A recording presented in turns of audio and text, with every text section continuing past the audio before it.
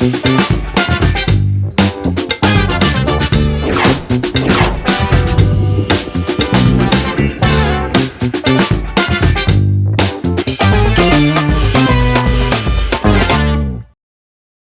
partiamo con una cosa nuova, vogliamo fare qualcosa di nuovo. Vogliamo fare dei video per conoscerci, per conoscerti, per conoscere Gliderit e per capire un po' che cosa c'è dietro questo team. Ci proviamo. Questo team. Quindi la prima domanda che ti farei è proprio: come nasce Gliderit? Domanda a 1000 punti. Prima di tutto, prima di pensare come nasce Gliderit, Gliderit è una passione. E prima di tutto parliamo della passione, cioè la passione per il volo è nata alzando gli occhi al cielo, e poi ho incontrato le persone giuste, per cui sei stato uno dei primi. Forse il primo, sì. Forse il primo. Mi ricordo ancora quella famosa email che mi mandasti. Sì. Ciao, sono Gianmarco, un ragazzo che ha tanta voglia di iniziare questo bellissimo hobby. Esattamente. Iniziava proprio così. Esattamente. Poi le amicizie rimangono, e il tempo passa, i bambini imbiancano, ma le amicizie delle persone rimangono.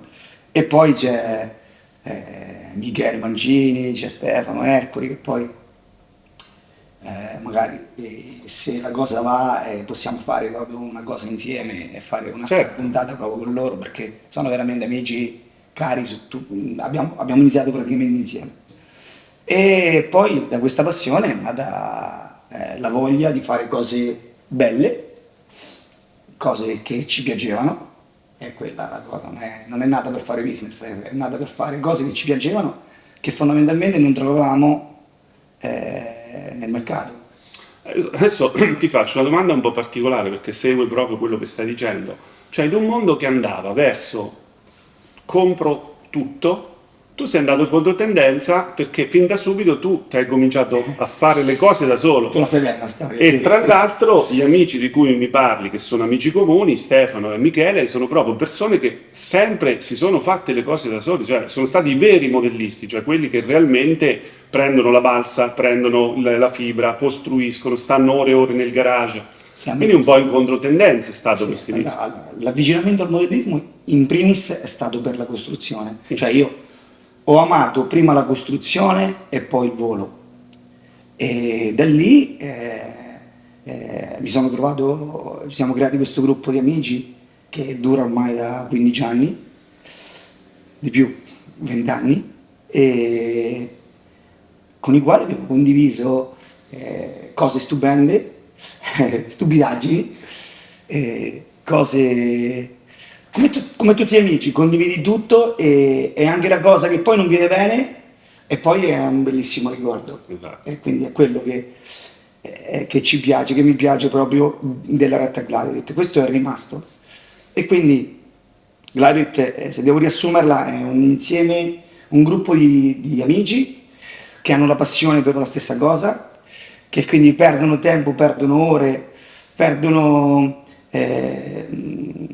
tempo libero per fare una cosa che poi è comune, e poi per creare una situazione che ci darà sicuramente soddisfazione quando poi lo lanceremo dalle mani e vediamo che spicca il volo. È quello il riassunto, e noi lo facciamo da tanto, e è quella passione, quella voglia, quella sensazione che abbiamo quando poi lasciamo e fa il primo volo l'aereo che abbiamo creato, Esatto. è quello che ti dà la spinta per fare il Per prossimo. fare il prossimo, esatto.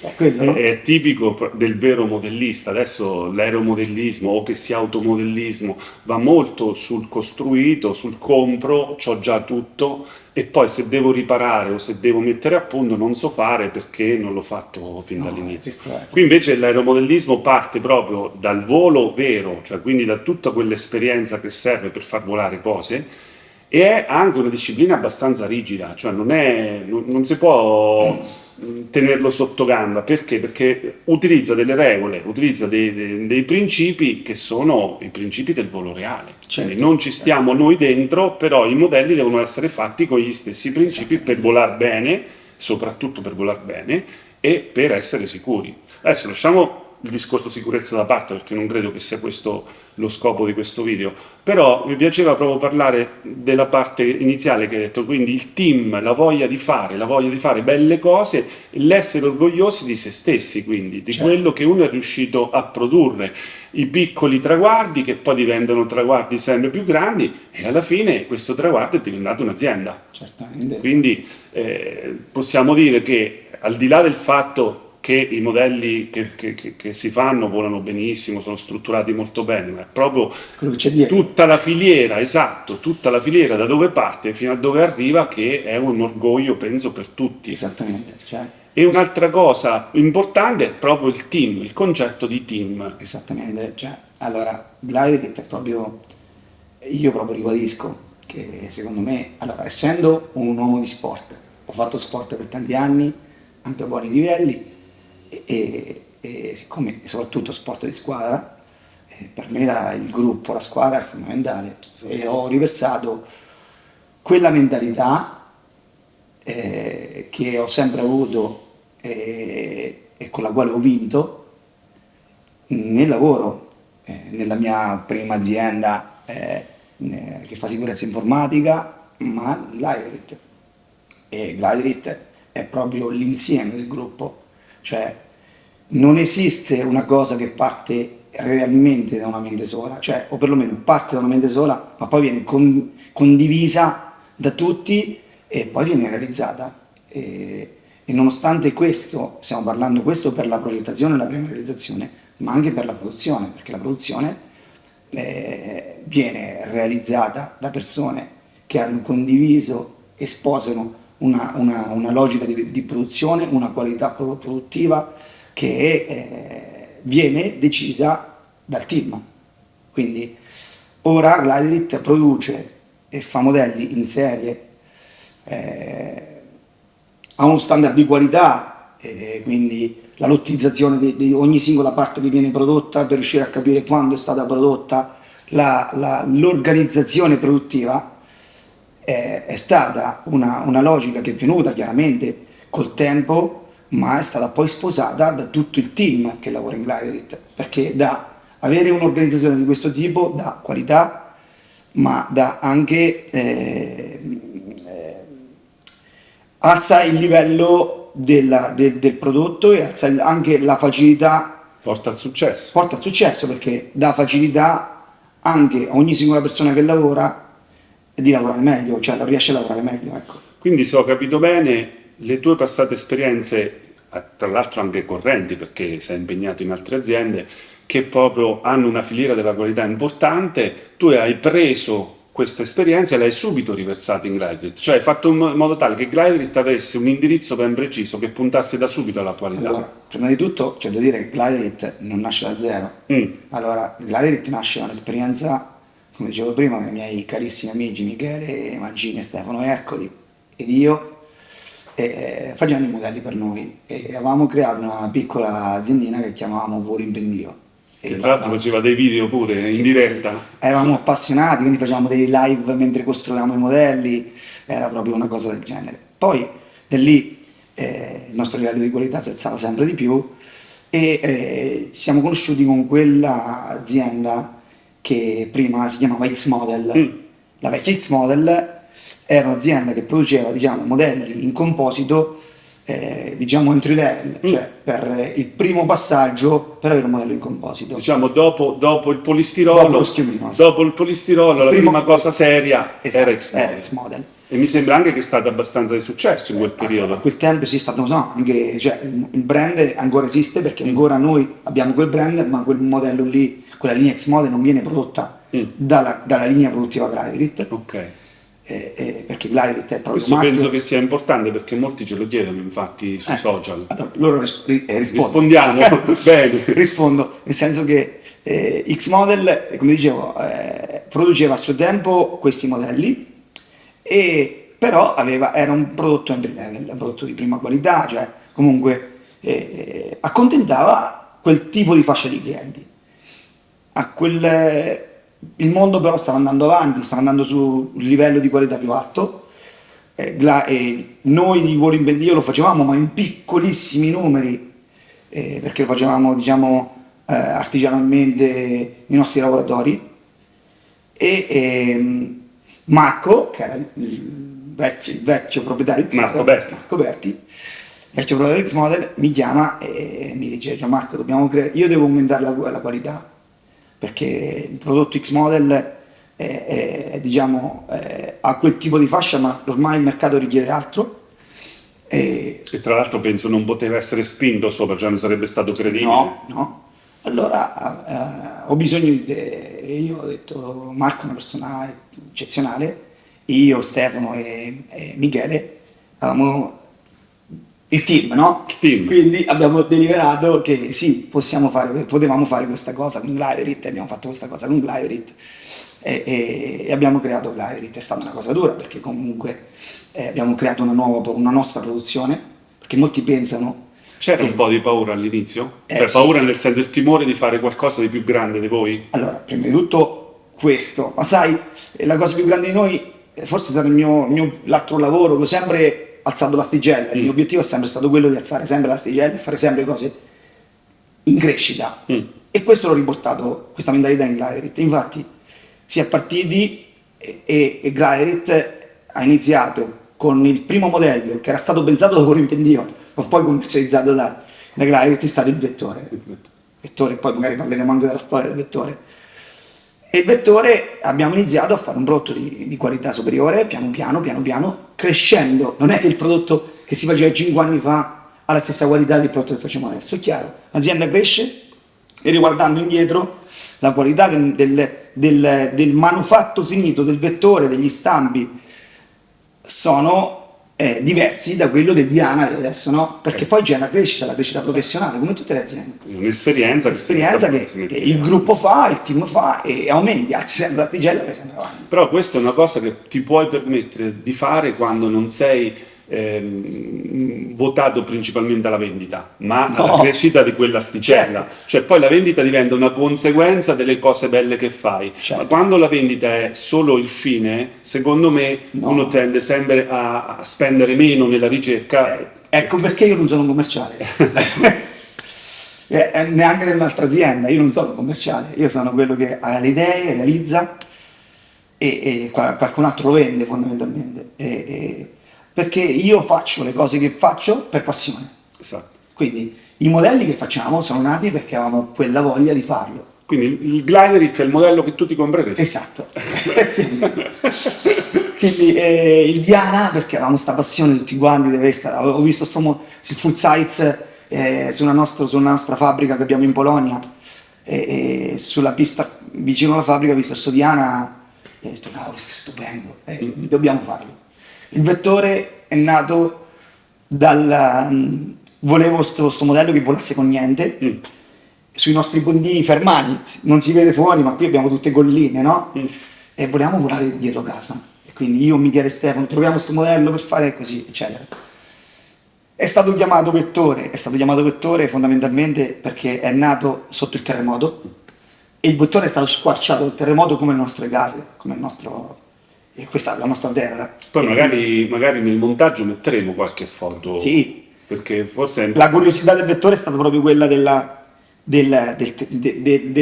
sismogramma. Del sismogramma, che tanti pensavano che era il battito del cuore. Non è il battito del cuore. È il sismogramma che indica proprio il momento in cui... è la terra che trema, che è diverso. Terra che trema. Perché mentre disegnavo il vettore mi ricordo che stavo sul computer e 2 o 3 volte ho dovuto chiudere e ripartire, perché qui tremava tutto, quindi è stata difficile. E di storie dietro ogni singolo modello ce ne sono tantissime. Sì, magari ne parleremo, infatti, perché la qualità, il vettore è stato il simbolo di Gliderit per partire. Ok. Quindi un passo in avanti nella qualità. La qualità, della mentalità di creare quell'azienda e iniziare a mettere piccoli mattoncini per creare poi l'azienda che si è creata adesso, quindi con quello standard qualitativo. Ogni singolo modello, la singola foto di ogni singola parte col serial number per capire. Allora, facciamo una cosa, proprio velocemente. Com'è la filiera di produzione? Cerchiamo di capire, perché tanti possono pensare che Gliderit è ancora un garage, come ce ne sono tanti in Germania, in Austria, che producono nel garage, invece no. Noi abbiamo la filiera la parte progettuale del nostro team, che si trova quasi sempre o prettamente in Italia, che è fatto da tantissimi amici. Quindi tu parti con parliamo l'idea... da Beppe Isleri che Ecco. Beppe voglio fare questo, il Beppone mi aiuta trovo il profilo, oppure ho detto Beppe, ma ce ne sono tanti che hanno collaborato con noi, c'è il Cornia, Giulio, che è stato lui il babbo del Bion, della vecchia X-Model, che poi abbiamo riprodotto in Gliderit con i nuovi stabili, una nuova tecnologia, è un modello totalmente diverso a livello strutturale. Tante persone. Diciamo, l'ideazione e la progettazione è principalmente in Italia. Esatto. Poi dopo si realizza lo stampo. Ok. In Italia. Anche questo in stampi sempre con tecnologia CNC, no? Sì, si fa la fresatura, si fa prima il disegno, il CAD, lo studio, prima del disegno si fa lo studio del profilo, poi il disegno al CAD, disegno in 3D, il rendering, e da lì si fa la realizzazione del prototipo in CNC. Ok. Quindi si fa lo stampo e poi si porta lo stampo in produzione. Stampo in produzione si realizza il primo pezzo e il primo pezzo si vola. Si verifica insomma se è tutto a posto. Si va a volare per noi, per il gusto di volare il numero 0. I 20 amici che hanno lavorato lì, solita bottiglia di vino. E il numero 0. E quello è sempre lì. E da lì è anche un momento in cui ci si magari confronta per eventuali modifiche prima della produzione, no? Sì. Anche se da quello che ho capito, essendo tutto calibrato nella progettazione, di solito le sorprese non ci stanno. Però a noi piace stare lì, guardare, godercelo in intimità, tra virgolette, e farlo. E questa è la cosa che ci rimane, e questa è poi la passione che ci dà la forza di fare il prossimo modello. Poi da lì inizia la produzione. Si è studiato già il layout delle grammature della fibra, il tipo di tessuto da utilizzare, le versioni che si vogliono fare, e si dà una prima base alla produzione. E 90% rimane quello.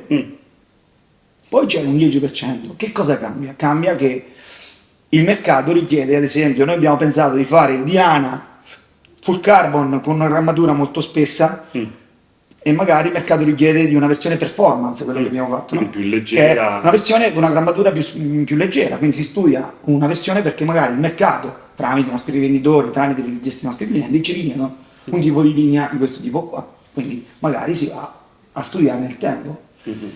E si va a fare questo e poi si va in produzione. La produzione inizia con, abbiamo nella nostra fabbrica che produce solo per noi, no, perché tanti pensano che abbiamo terzisti, no, la fabbrica è nostra e lavora solamente per noi, sui nostri prodotti, la fabbrica è di nostra proprietà, e i nostri ragazzi lavorano, sono specialisti solamente sulle fusoliere, specialisti solamente sulle ali, e poi lavoriamo con tecnologie, con macchine per fare la finitura, quindi apertura delle parti mobili, ma poi il 50% viene fatto a macchina e il 50% a mano, siamo artigiani e ci piace fare le cose bene e controllarle.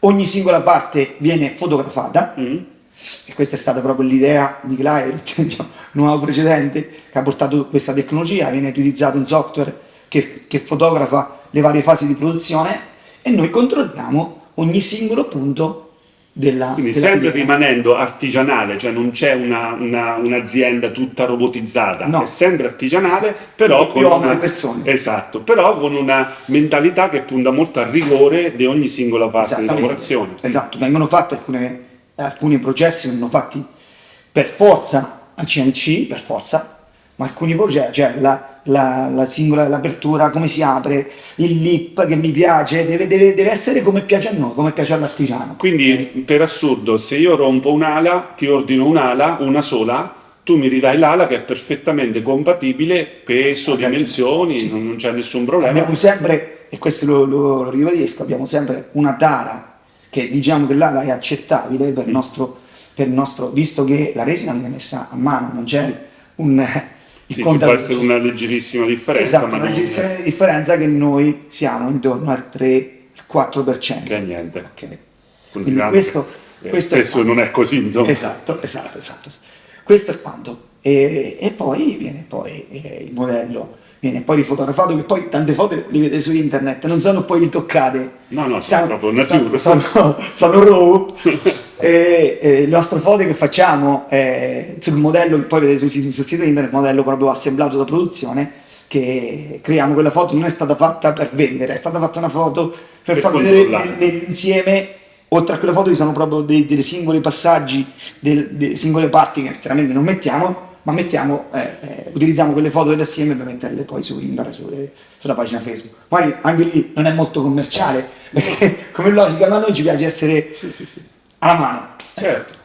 È il brand è questo, no? Certo. L'abbiamo dimostrato quando andiamo in giro, ci piace stare insieme, ci piace fare festa, ci piace essere la mano. Infatti questa era un'altra domanda che volevo farti un po' più specifica, no? Cioè, tante volte si va alle manifestazioni, si va ai ritiri, ai ritrovi importanti, no? Si vede la gente... Ci si riconosce, esatto. La gente è sempre, non un po' ingessata, però un po' chiusa all'interno di certe forme, no? Invece voi siete molto naturali, gente che ha voglia principalmente di divertirsi. Noi abbiamo voglia di divertirci. Siamo stati la sera del Flugmess, siamo stati lì, stavamo in giro dappertutto a scherzare, a noi piace stare insieme ad altre persone. Però questa cosa qui io ho visto, almeno io non ci sono stato, però ho visto i filmati, ho visto le fotografie, porta un attaccamento molto importante, cioè vedo che la gente dalla diffidenza magari iniziale, no? Sì. Dopo si lega mani e piedi e si crea quel vero rapporto d'amicizia che con gente magari di altre nazioni. Allora, secondo me il discorso è questo. Noi cerchiamo di essere veramente veri.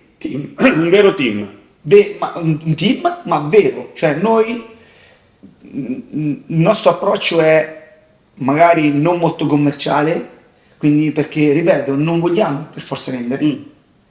E noi ci piace dire le cose come sono. Potrebbero piacerti, potrebbero non piacerti. È capitato che i clienti cercavano un modello e noi abbiamo detto questo non è il modello per te. E non abbiamo venduto il modello. È assurdo, no? Nel mondo adesso che per forza ti devo dare tutto, no. Noi, secondo me questo alla lunga lo capisce.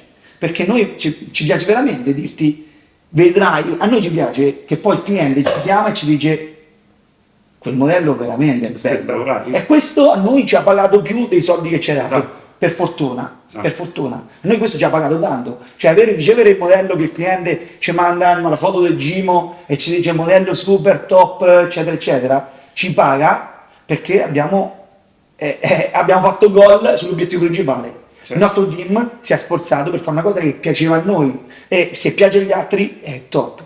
Quindi, come piace a me dire spesso, la vendita è una conseguenza ma non un fine. Esatto, cioè, è una conseguenza. Quindi vendi tanto perché stai lavorando bene e perché hai successo. Se invece fosse solo il fine, allora ci si dovrebbe un po', come si dice, mettere in condizioni che non sono sempre ottimali per tutto. Non è il nostro logica del lavoro. Esatto. Okay. A noi piace fare cose che ci piacciono. In primis, non farei il modello che non mi piace.